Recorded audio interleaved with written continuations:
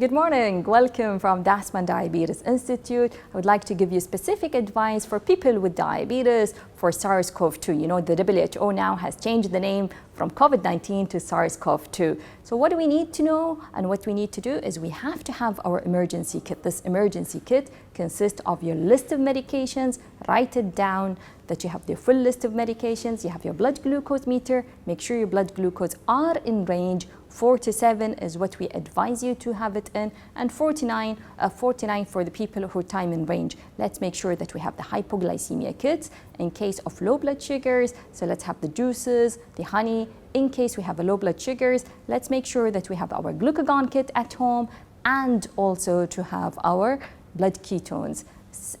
Please, in any time if you feel sick, follow the sick day rules that we've always have it with the educators. Stay safe and stay home.